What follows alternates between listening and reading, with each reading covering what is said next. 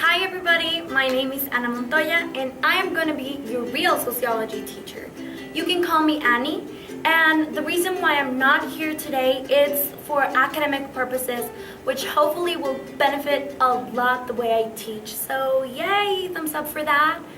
I really wish I was there right now, and I didn't want to miss the opportunity to connect with you guys, especially so that you don't love this teacher more than me. That would hurt me. That would break my heart in many pieces. So I really wanted to connect with you today. And hopefully this is going to help a little with that. I really didn't want to use this class to overwhelm you with the typical information of the first day, especially because I'm not there right now with you to solve all the questions that might come up from this, which I know most of the times there are many, and especially if you've been with me before, you know I say a lot of stuff on the first day. And I want to be there when that happens. Most of the times that affects a lot whether or not you make it or break it on the first midterm. So let's use this class for another purpose, okay? We are going to do instead some sort of a warm-up about sociology, because I know most of the times it has happened to me before. Many of you guys don't even know what sociology means. Like, I don't know, I think that was the one that sounded the coolest, or I thought it was psychology. It has happened to me before as well, that they come here thinking something else. Think for a second of the word sociology. What is like the very first thing that comes to your mind? If you're thinking of something related to society or social something or people, you are on the right direction. Please just time out. If I'm looking a lot in that direction, it's just because my guideline is over there. I'm gonna show it to you at the end.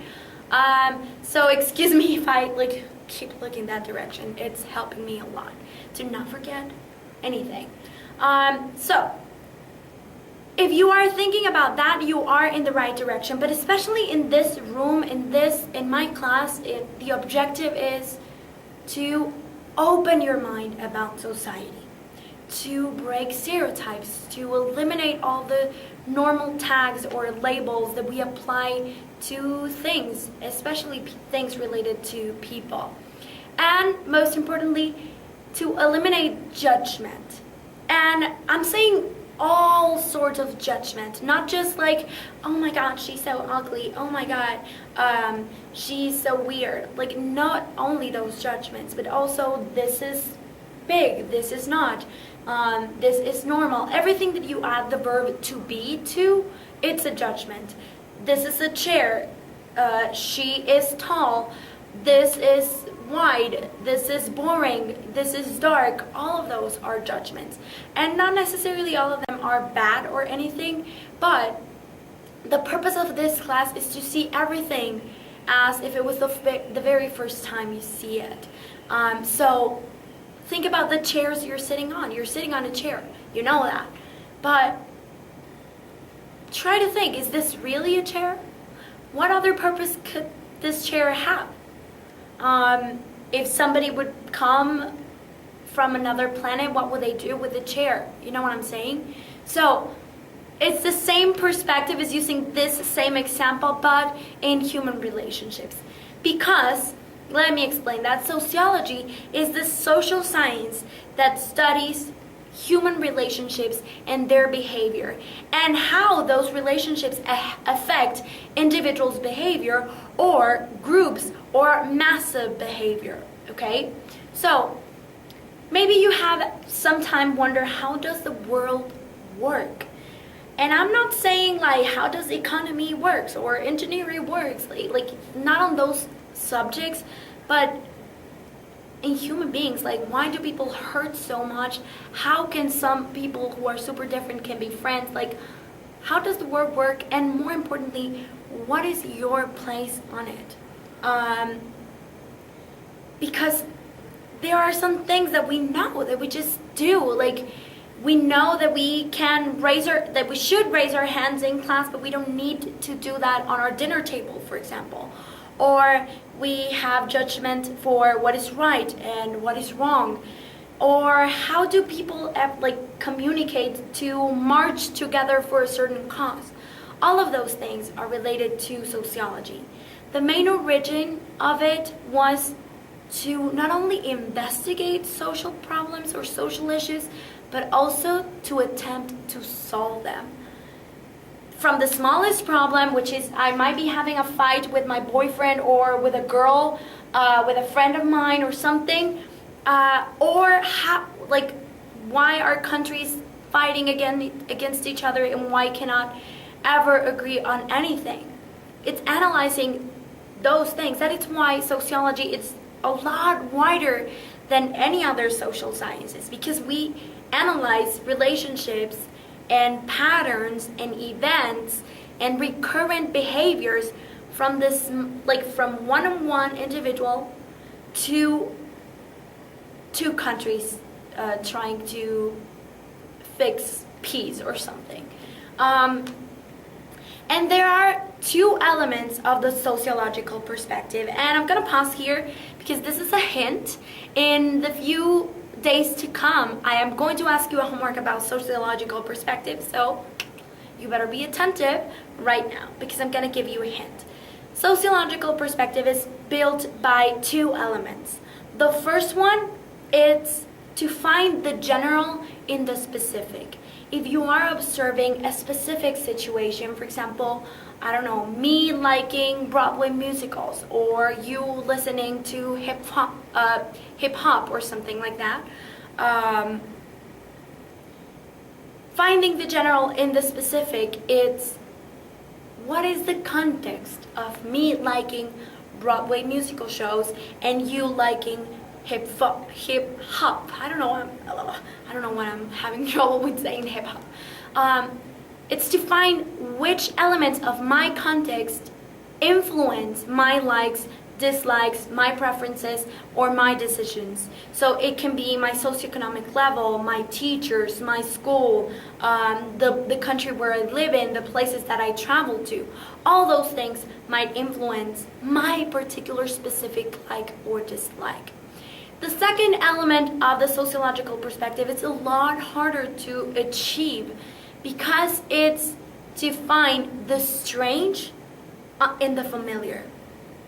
That is super hard because it is about, as I said before, seeing your daily life, seeing your routine, observing as if it was the first time you observed it.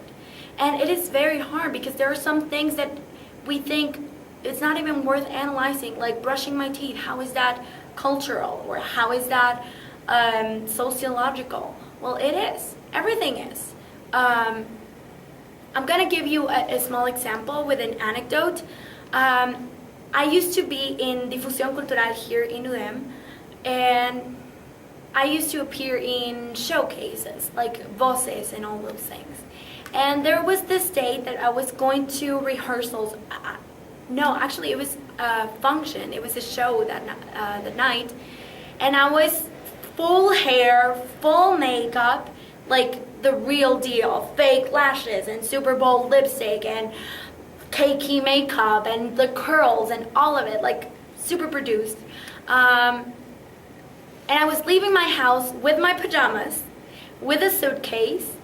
Half of my hair was done actually, and half of the other was not done. I had to continue or finish my hair at the theater, and my mom was waving very happily at me and said, "Bye, sweetie, break a leg." And if you know theater or you know theater culture, you would understand that that is a phrase to wish actors and actresses good luck. But imagine if an alien just came to the earth at that particular moment and saw this girl with half of her hair up and half of her hair not done. Ugh, that is a tongue twister. With her pajamas and her mom waving at her like, "Hey, break your leg." Like, wouldn't that be weird? It is something weird, but we turned it into something normal, and that is how things become common sense. we know for common sense, we know by common sense that when we met somebody, we shake their hands. We know that the traffic lights, in the traffic lights, the red one means stop. We know that we should arrive on time to appointments. We know these things because it's common sense, and those things are okay to know. But sometimes common sense can be wrong. For example, many years back, slavery was common sense. Or black people not having rights was common sense.